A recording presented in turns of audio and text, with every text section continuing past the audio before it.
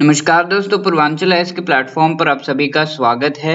यह है हमारा करंट अफेयर्स कोर्स जो कि यूपीएससी प्रीलिम्स का मेंस का complete current affairs syllabus cover करता है। हमारा टारगेट है 2021 और ये है दिसंबर GS1 वीक 3 के करंट अफेयर जो आज हम डिस्कस करेंगे। GS1 के करंट अफेयर्स हैं ये, तो चलिए शुरू करते हैं। तो the first thing here is related to geography, जहां पर हमें कैल्डरा वॉल्केनो के बारे में पढ़ेंगे। The other one is also related to geography national hydrology project, और थर्ड है UNESCO list of intangible cultural heritage of humanity. तो ये सारे जो हैं ये टॉपिक्स पर हम आज डिस्कशन करेंगे। तो let's start the first one, caldera volcano. तो कैल्डेरा वॉल्केनो क्या होता है और ये रिसेंटली न्यूज में क्यों था, ये सब हम अभी देखने वाले हैं। तो रिसेंटली एक वॉल्केनो जो कि हवाई में है, हवाई में ये वॉल्केनो जिसका नाम है किलाउ वॉल्केनो, तो ये हवाई के बिग आइलैंड में है। ये इरप्ट किया है इसने recently, followed by an earthquake of magnitude 4.4। Okay, तो ये जो वॉल्केनो है इसका इरप्शन देखा गया है रिसेंटली, और इस वजह से ये जो है रिसेंटली न्यूज में था। एंड ये वॉल्केनो हवाई में है। इसके बाद, इसके इरप्शन के बाद there was an earthquake also, right. Hawaii जो है ये यूएस का एक आइलैंड है इन द पैसिफिक, एंड यहाँ पर ये चीज जो है देखी गई है। तो let's talk about the caldera volcano little more. तो यहाँ पर हम देख रहे हैं कि केलाउ जो नाम है इस वॉल्केनो का, इसे माउंट केलाउ यानी कि मच स्प्रेडिंग, तो ये स्प्रेड होता जा रहा है ऐसा कहा जा रहा है। तो कैल्डेरा वॉल्केनो जो है इसका एक प्रॉपर्टी कैरेक्टरिस्टिक है to spread around, spread out in all the directions. Okay, ऐसा क्यों है वो हम डिस्कस करेंगे वेरी क्लियरली। हवाईन में केलाउ मतलब मच स्प्रेडिंग कहा जाता है। So this is located in the Hawaiian volcanoes national park जो कि यूएस का है, on the south eastern part of the island of हवाई, यूएसए।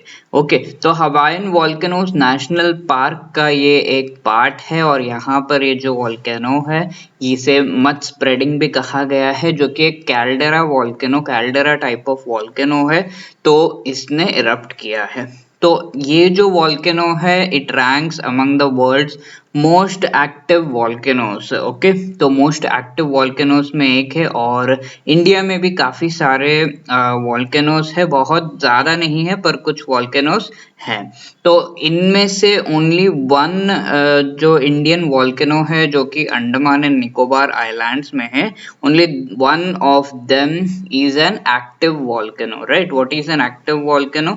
एन एक्टिव वॉल्केनो ऐसा है जहां पर इरप्शंस होते रहते हैं, या फिर eruptions in the recent past हुए हैं या हो सकता है, राइट। तो ऐसे वॉल्केनो को एक्टिव वॉल्केनो कहा जाता है। कुछ और टाइप्स ऑफ वॉल्केनो है लाइक द डॉर्मेंट वॉल्केनो, यानी कि ये ऐसा वॉल्केनो है जो कि अब इरप्शन इसमें से नहीं होगा, या फिर ये eruption in the short term नहीं होगा पर आगे जाकर हो सकता है, ठीक है। तो इस तरह के जो वॉल्केनोस है, ये वॉल्केनो में से एक टाइप है एक्टिव वॉल्केनो, जो जिसमें कि इरप्शंस होते रहते हैं, राइट। तो ये वॉल्केनो इंडिया का अगर हम देखें तो it is in the Andaman and Nicobar islands, और ये केलाओ वॉल्केनो जो है this is one of the most active volcanoes, और it is an elongated dome built of lava eruptions from a central crater and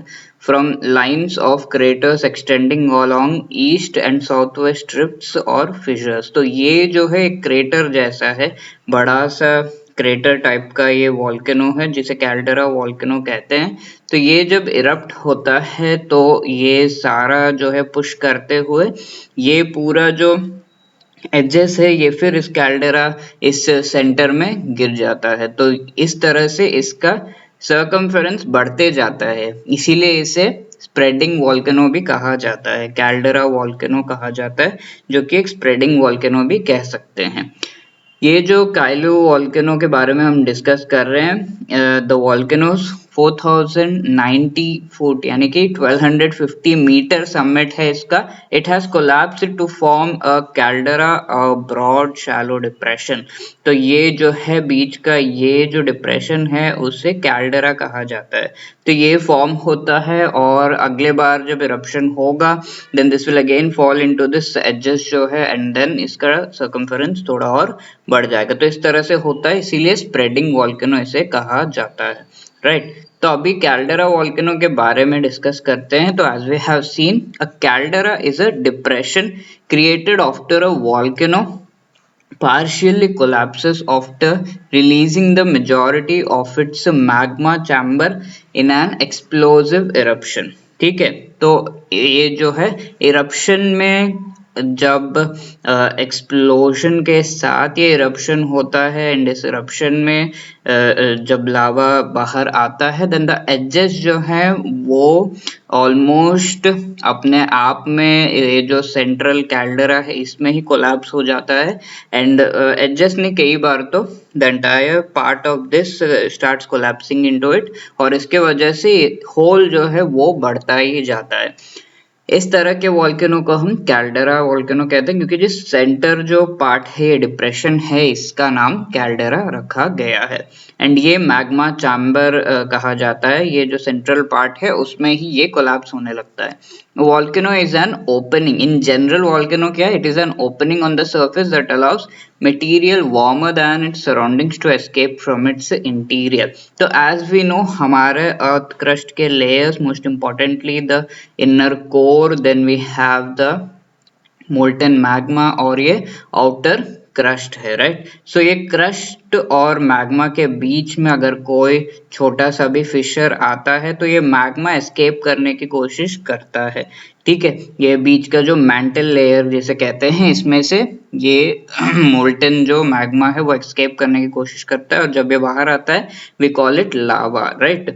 तो इस तरह से जो ये सेंट्रल पार्ट है फ्रॉम द मैंटल और क्रस्ट के ऊपर से एस्केप करने की कोशिश करता है, then we call it volcano and there are various kinds of it. When this material escapes, it causes an eruption.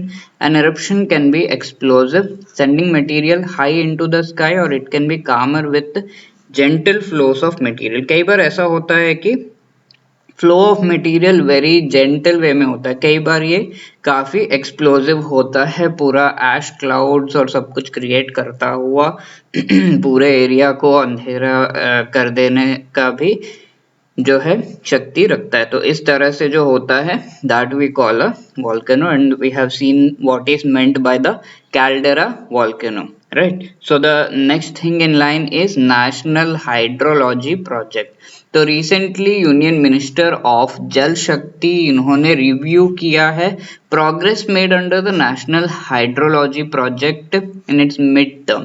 ठीक है, नेशनल हाइड्रोलॉजी प्रोजेक्ट पर जो प्रोग्रेस हुआ है उसे रिव्यू करने की कोशिश की गई है।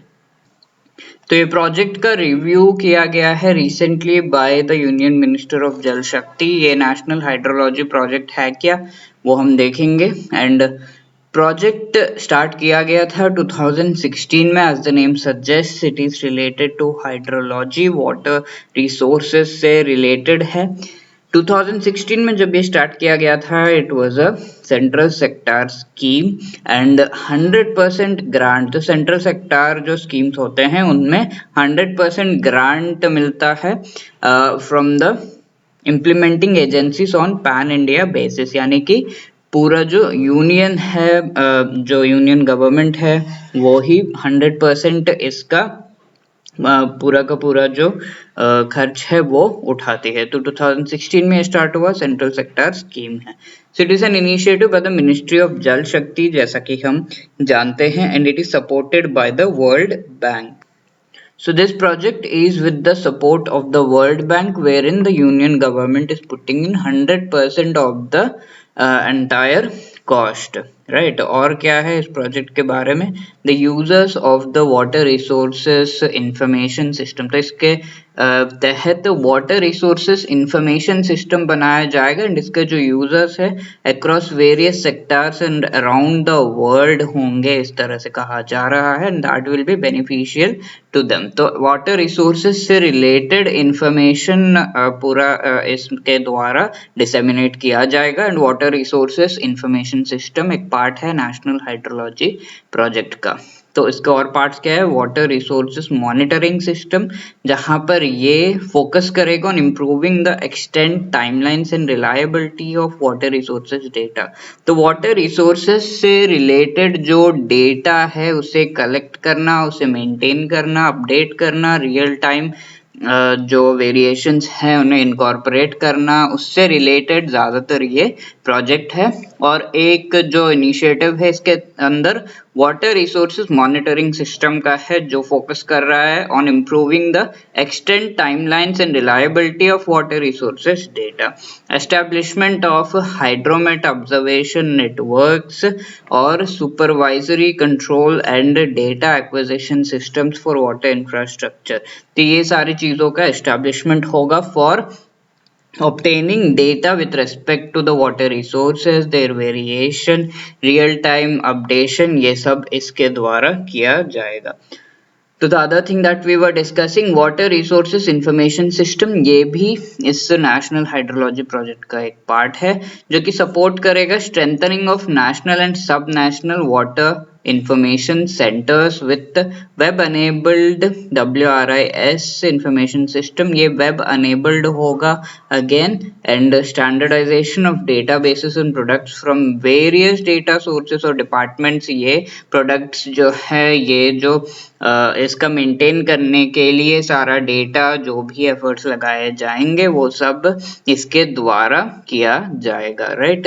And information with respect to water resources इसके द्वारा मेंटेन किया जाएगा। तो water resources operation and planning system, this will support the development of interactive analytical tools and decision support platforms that would integrate database। तो इसके द्वारा development of interactive analytical tools and decision support platforms that would integrate database models and scenario manager, right। तो कौन से scenario में कौन सा काम करना चाहिए, कितने water resources from which area usage उसका करना चाहिए, इससे रिलेटेड जो डिसीजन होता है उसको सपोर्ट करने के लिए ये सिस्टम जो है उसे बनाया गया है। ऑल्सो ये सिस्टम इंटरैक्टिव एनालिटिकल टूल्स का यूज करते हुए ये डिसीजंस लेने का काम करेगा। ये ऑब्वियसली इसके लिए डेटाबेस का चाहिए, डेटा जो है उसका यूसेज चाहिए, तब भी आप पता लगा सकते हैं कि किस समय पे कौन सा काम करना है या फिर कितना वाटर का यूसेज चाहिए in a particular project etcetera, right. So ये सारे डिसीजंस इस ऑपरेशन एंड प्लानिंग सिस्टम के द्वारा करवाए जाएंगे और उसके लिए एडवांस टूल्स भी यूज किए जाएंगे। हाइड्रोलॉजिकल फ्लड फॉरकास्टिंग एक पार्ट है इसका, देन इंटीग्रेटेड रिजर्वॉयर ऑपरेशंस इसका एक पार्ट है, water resources accounting for improved operation. तो इम्प्रूव्ड ऑपरेशन के लिए वाटर रिसोर्सेज की अकाउंटिंग रखी जाएगी, कितना यूज हुआ, कितना खर्च हुआ, कितना उसे फ्रॉम द डैम्स लीव किया गया है, ये सब। And planning and management of both surface and ground water. तो planning management of this is very essential. आप सिर्फ सरफेस वाटर के बारे में नहीं सोच सकते, you also need to talk about the ground water. तो ground water and surface water दोनों को ही ध्यान में रखते हुए ये काम किया जाएगा। Then water resources institutions capacity enhancement. तो this aims to build capacity for knowledge based water resources management. Build capacity in the sense इससे अवेयरनेस प्रोवाइड करना, एजुकेशन ट्रेनिंग वगैरह प्रोवाइड करना with respect to usage of water resources in a proper manner and knowledge based water resources management करने के लिए ये किया जाएगा। National hydrology project has been termed as the project of national importance since it establishes a nationwide nodal one point platform ठीक है, तो यहाँ पर प्रोजेक्ट ऑफ नेशनल इम्पोर्टेंस कहा जा रहा है इसे, क्योंकि ये nationwide nodal one point platform, single platform होगा जहाँ पर आपको सारे वाटर रिसोर्सेज से रिलेटेड डेटा जो है मिलेगा for all states and to collaborate and share data pertaining to water resources.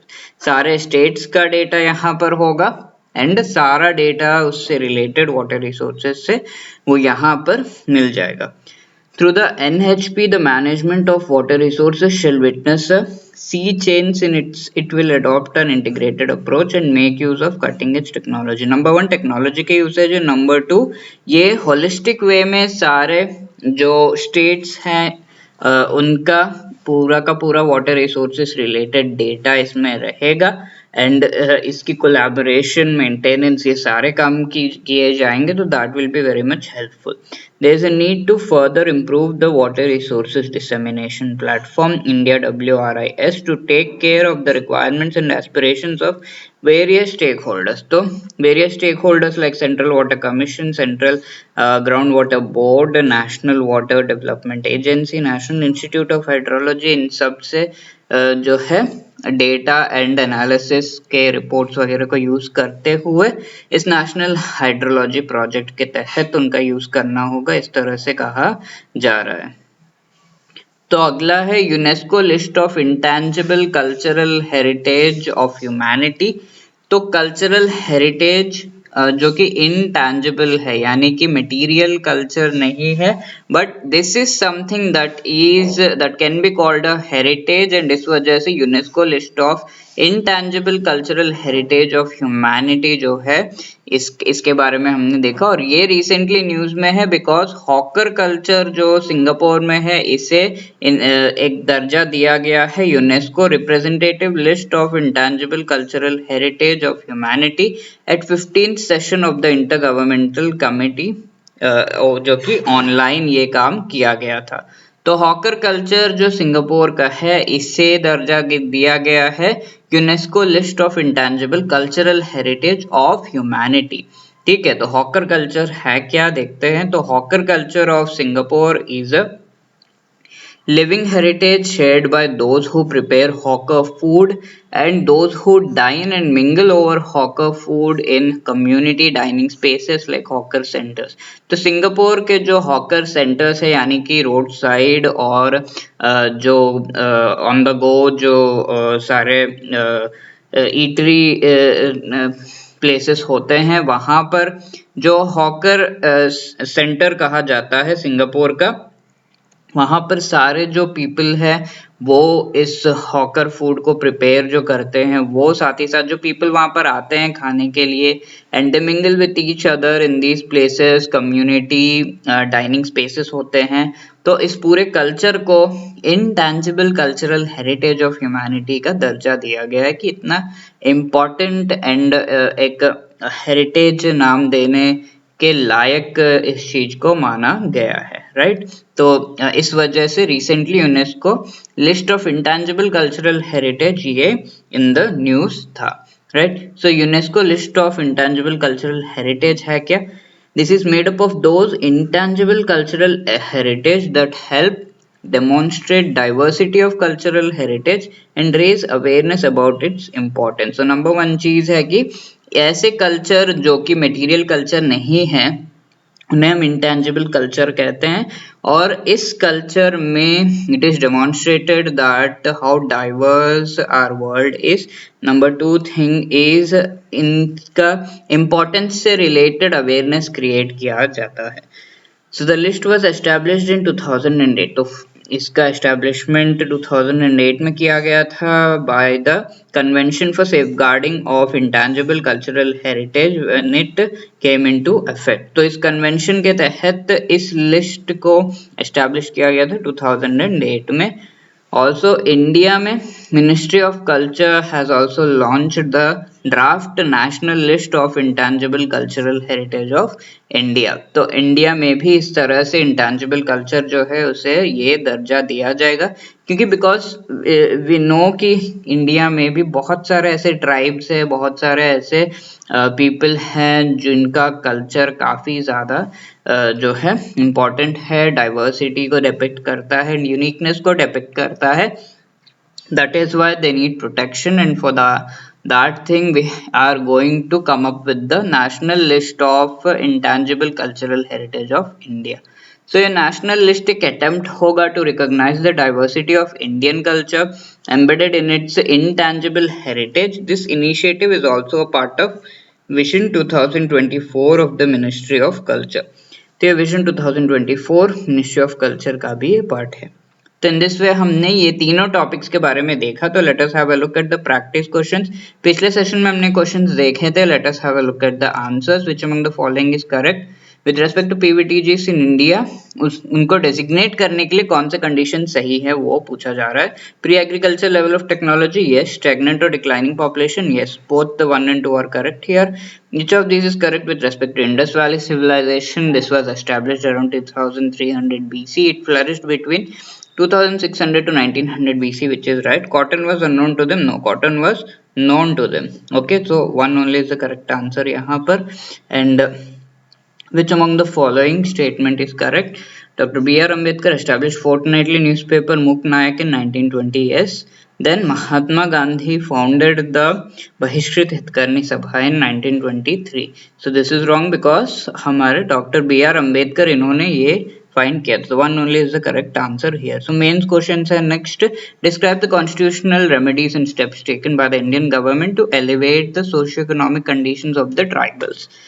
Okay, तो socio economic conditions of the tribal समझने के लिए you need to know the tribals, you need to know the issues that they have the issues of backwardness, pre monetary economy, literacy, constitutional remedies क्या है, article 366, 42, 71 और भी आप लिख सकते हैं, बहुत सारे हैं। 5th and 6th schedules are important. Then describe the government steps, designation as PVTG, TRIFED etcetera, mainly socio economic conditions of the tribals को बेटर करने के लिए है। एंड कंक्लूजन में आप लिख सकते हैं need for proper implementation, right. So the next question was describe the distinguishing features of Indus Valley civilisation. IVC के बारे में लिखिए, टाइम स्केल, जियोग्राफिकल एक्सटेंट लिखिए, north west India till Afghanistan and सारे साइट्स के बारे में आप लिखिए। फीचर्स आप बताइए, टाउन प्लानिंग हो गया, great bath granaries, harbour at Lothal, ये सब आप बता सकते हैं। एंड कंक्लूजन में आप कह सकते हैं कि it was a well developed civilisation which later on declined. Okay, so critically examine the compulsions which prompted India to play a decisive role in the emergence of Bangladesh, right? Describe about partition and East Pakistan, तो किस तरह से east Pakistan और waste Pakistan बनाए गए थे इनके बारे में बताइए। पॉलिटिकल सिनेरियो उस समय का बताइए, ईस्ट पाकिस्तान में कैसे अनरेस्ट हुआ, then low representation of the Bengalis वहाँ पर था, then Bengalis were not given importance in the beginning, and describe the motives. क्या motives थे? India was already helping Mukti Bahini, तो Mukti Bahini was one group which was fighting against these which was fighting for the Bengalis there, and उसको help कर रहा था पहले से ही India, and India obviously wanted कि somehow थोड़ा बहुत कंट्रोल इस एरिया पे आ पाए, क्योंकि वहां से बहुत सारे माइग्रेंट्स मूव हो रहे थे into India, and American bullying भी चल रहा था उस समय इस वजह से, क्योंकि America was helping Pakistan somehow, help from USSR हमने लिया, and then we did this formation of a new nation in the form of Bangladesh, इसके द्वारा किया गया, राइट। तो the next question is describe the achievements of doctor B R Ambedkar in the freedom struggle. Describe about Dr. B.R. Ambedkar, his career, father of the Indian Constitution, newspaper Muk Nayak, founded Bahishkrit Hitkarni Sabha, associated to Mahat Satyagrah, importance क्या है, reservation for backward classes, ये सब आप बता सकते हैं। need to follow his ideals, ये आप conclusion में लिख सकते हैं, right। So this was related to the previous session। इस session के आपके questions है ये, which among the following statement is correct with respect to volcano? So caldera is a depression created after a Volcano partially collapses after releasing the majority of its magma chamber in a explosion eruption. Right, volcano is an opening on the surface that allows material warmer than its surroundings to escape from its interior. जो भी आपको सही लगता है ABCD please mark करिए. Next question is which among the following statement is correct with respect to National Hydrology Project? It was started in 2016 as a central sector scheme wherein 100% grant to implementing agencies on pan-India basis was given. Then it is an initiative of the Ministry of Jal Shakti which is supported by UNESCO. Right. So the next question is which among the following statement is correct with respect to UNESCO's list of intangible cultural heritage. This list is made up of those intangible heritage elements that help demonstrate diversity of cultural heritage. The list was established in 2008 when the Convention for Safeguarding of Intangible Cultural Heritage came into effect. ABCD जो भी आपको सही लगता है वो आप answer करिए. Then mains practice question है describe the types of volcanoes and the threat due to them. Then describe the various measures taken to conserve monuments and Indian cultural heritage. Okay, we'll discuss the answers in the next session. Thank you, all the best. I hope you have liked this, and if you have any other query, you can contact us on these numbers.